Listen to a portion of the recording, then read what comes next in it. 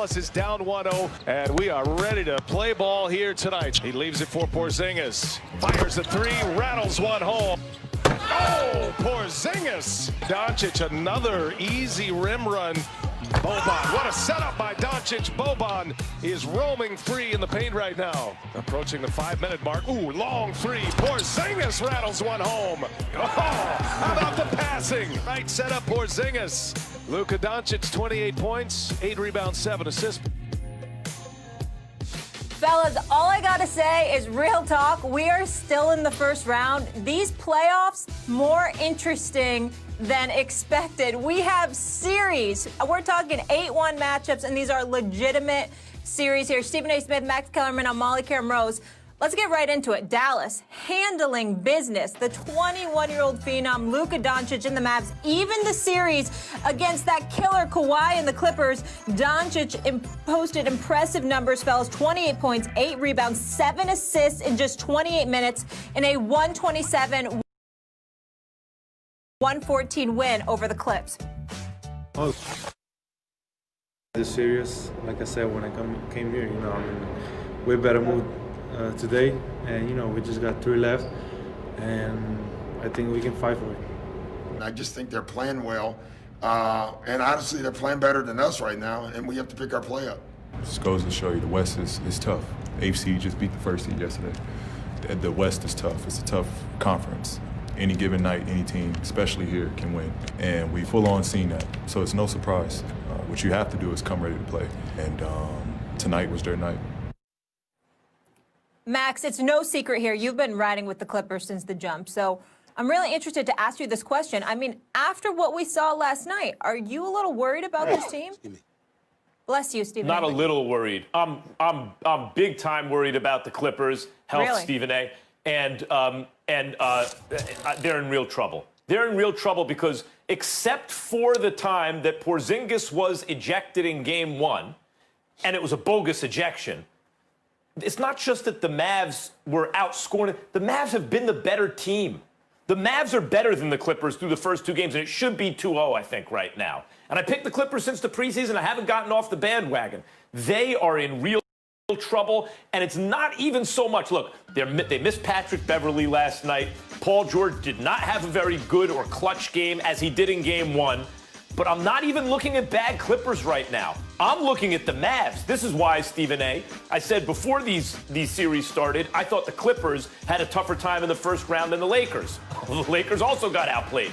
But because Portland hasn't been playing defense. The Mavs, although they've had defensive struggles at times, and the 2 of the 3 or 4 players that you associate with the team are not defenders in Doncic and Seth Curry. But the Mavericks are a whole lot. When you have Kleba starting next to Porzingis, you have a guy who's 6'10 and a guy who's 7'3. Porzingis, whatever you want to say about his pick-and-roll defense, all this stuff, when he's in the game, you see the level of difficulty. It's on everyone's minds. As they approach the paint, even when they make a shot, you see how much more effort it takes. And then a lot of times they miss just because he's on their minds, even if he's not blocking a shot, and he's a really good shot blocker. But Kleba's an all-around defender. I mean, at 6'10", the dude can guard multiple positions. He grabs boards, he blocks shots, and like Porzingis, he's a stretch big. He hits the 3. Even Dorian Finney-Smith, also like a defender who can hit the 3. Stephen A., in certain ways, this team reminds me of the Dallas team that won the title, only I think this team has more talent. Like, I just mentioned 3, like Finney-Smith and Kleba, you never even talk about on this team. But they're really good players. When you have guys who can really defend, and that includes shot blocking and everything, and hit the shot from the outside at a good clip, and you have a playmaker like Luka with the ball in his hands, and a big like Porzingis everywhere you look. I didn't even really get into Seth Curry and his shooting ability, which is off the charts. Then you got a guy like Boban coming in off your bench. Whatever you want to say about Boban offensively, if he catches the ball within a certain distance to the basket, good luck. This Mavs team, as I said, was my dark horse before the playoffs began. I believe Porzingis and Doncic will win a title. I thought it would be in the future. I'm telling you, they're live right now. So far through 2 games, they're better than the Clippers. Molly Kieran Rose, are you listening to this? Yeah. I'm sorry. What did I miss here? Molly, correct me if I'm wrong. Isn't a guy by the name of Kawhi Leonard on this team? On this Clippers team? Mm-hmm.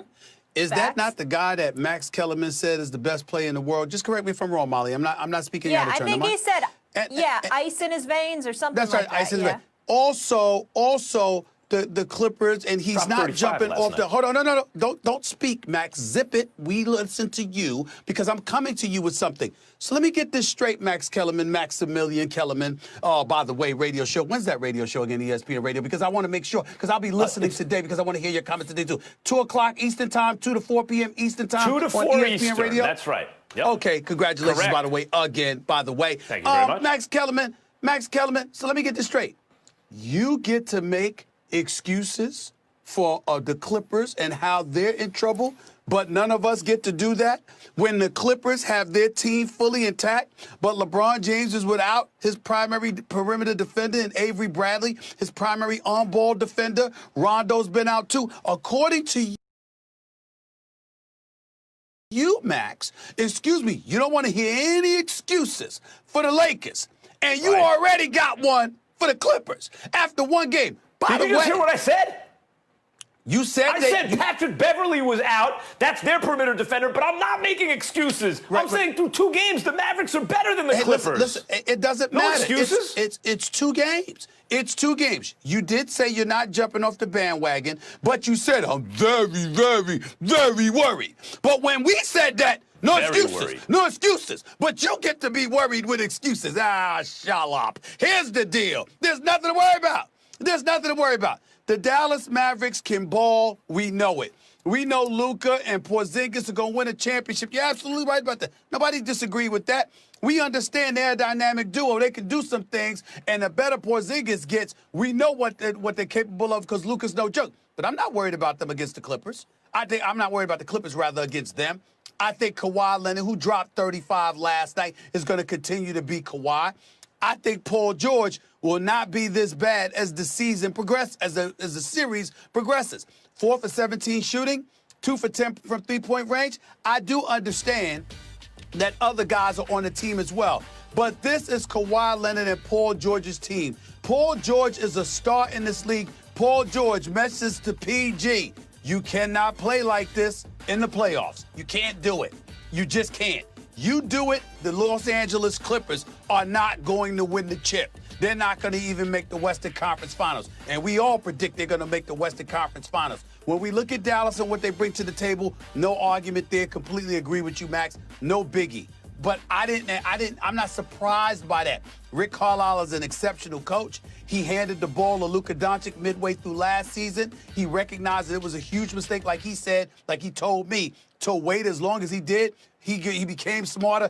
Give this kid the damn ball and let him run your team. And in 28 minutes, the brother dropped 28 points. Luka's the real deal. We understand that. But in the end, what it comes down to is this. The Clippers are more talented. They're deeper. They have championship experience. And in the case of PG, he just has to make sure he does his job. PG, Paul George, a star in this league, cannot shoot 4 of 17 from the field, 2 of 10 from three-point range, and expect the Clippers to win. It's just that simple. I got to say this, Stephen A. I think the Mavs, if Porzingis stays healthy, obviously if Doncic stays healthy, they have a championship in their future. Yeah. But it may be the very, very, very near future. No. Like the right now future. No. I'm just saying this. We're in a bubble. Right? The NBA is in a bubble. We knew there were going to be some unusual results in this bubble. Stuff like, wow, remember that bubble year? I'm not making excuses. The Mavericks have an incredibly talented team, and they're playing well together right now. The Clippers have not had really their whole team together all season, basically. They finally got it together immediately. Patrick Beverly is hurt. The Mavericks are firing on all cylinders right now. The timing is right. And when you look at the talent on that team, both sides of the ball, they're scary. Well, you can talk that all you want to. It amounts to nothing if Luka Doncic is neutralized in some capacity. And the last time I checked, between Paul George, Kawhi Leonard, Patrick Beverly, Morris, there is no excuse for a guy in his second year, as phenomenal as he is, to be running roughshod over you, particularly with the exceptional coaching of a Doc Rivers, a Sam Cassell, a Ty Lue, and others. Figure it out. The fact of the matter is the Dallas Mavericks are a very talented team, but they ain't on the level of the Clippers. I'm sorry. The Clippers should be able to handle their business in this series. And if they don't, Stephen A., I think it's an indictment against them. I think they are. Look, if you said who's the best pair in the duo in the bubble, the answer is Porzingis and Luka. So if Porzingis and Luka, at least in the bubble, because that's where they are now, have outplayed every other duo, that includes Kawhi and Paul George, start looking at the supporting cast, particularly without Beverly.